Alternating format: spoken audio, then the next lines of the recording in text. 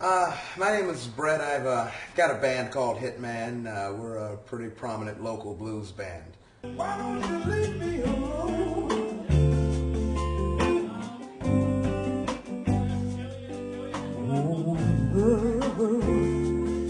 I'm originally from a little town called Richmond Hill, which is about 30 minutes south of Savannah.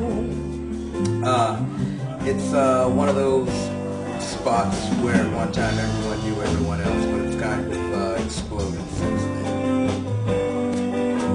Prior to playing music, I was sort of a jack of all trades. I taught middle school, had a cable business. I think I was about 21 when I bought my first guitar. And I took it and I learned a couple of chords and a few songs, and I never really could get the hang of the thing. I couldn't really get the hang of playing it the way I wanted to play it. And so I put it up for years and years, about 3 or 4 years, and I was about 25 when I picked it up again, and I started playing music on a serious level.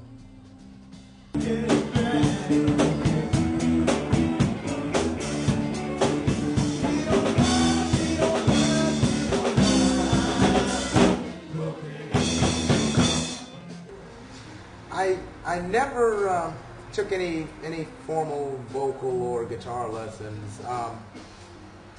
In the earlier days, I would learn to, I would go to open mic nights and I would watch other guitar players, and I would learn everything that they knew, and I would kind of absorb that, you know, and I would take it home and I'd mess around with it for a little bit, then I'd come back out and I'd try to incorporate what I learned. And it was a slow and grueling process. It took a long, long time, you know, without anyone actually saying, okay, put your finger here, here, here, here. You know, I just kind of had to watch people. And it's very difficult when you have the faster, you know, guitar players in town like Eric Culberson. You know, you get little monsters on the guitar. You know, to me they were.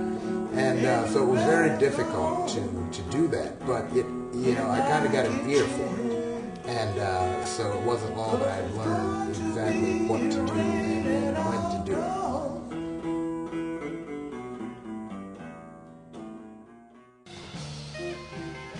Eric was kind of, if I had a mentor, Eric Culberson was probably that guy.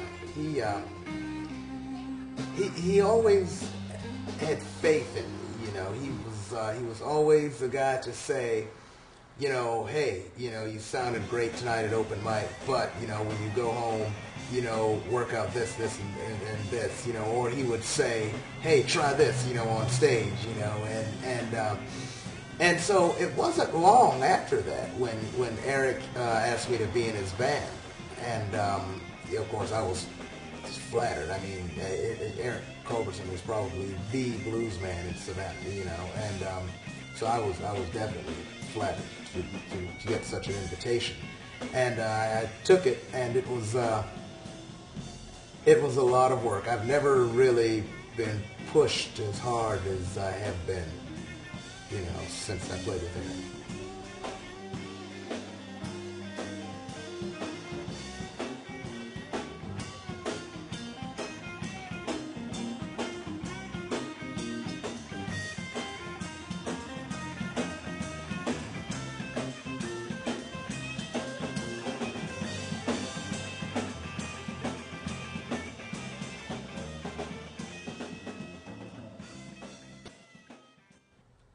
The album is called I'll Sing These Blues Again, and it should be, we should have it finished hopefully by the end of this month. And I wrote all of the songs, and I think that I've incorporated some of everything that goes on in my head musically, and of course the blues is always at the center of that. And so there's something bluesy about every tune, even though it's not a very bluesy album at all. We're planning on opening up for either the Marshall Tucker Band or the Allman Brothers Band coming up this year, and we're also planning on doing the Jazz Fest and here in Savannah, and hopefully the one in West Palm. Sun Seals would probably be my biggest inspiration. There are other musicians, Buddy Guy, Robert Cray, Eric Clapton. You know, as far as guitar players go, I mean, those are the biggest of players. I'm a firm believer that in order to sing the blues, you have to have the blues at one time or another. And I think that once I started studying the blues, and I started studying the chronology, the chronological order of the blues of things, and there were people like Blind Willie and people like Muddy Waters and even B.B. King, and these guys, they became a lot more prominent. But in the early days, they would go from little juke joint to juke joint, and they would sing about their life experiences, about losing their woman and losing everything they had, and it wasn't always about sad things. Often have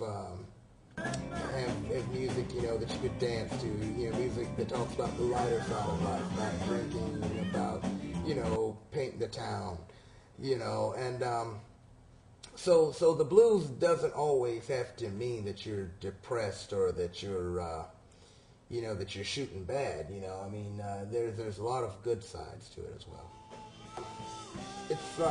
It's stress relief, actually, to play the blues, and it's a very special sense of satisfaction and gratification, that something you did has moved someone. And regardless if I'm playing in front of 1,000 people or 2 people, as long as I can look out front of the lights and see that someone is enjoying the music that I play, then I'm satisfied.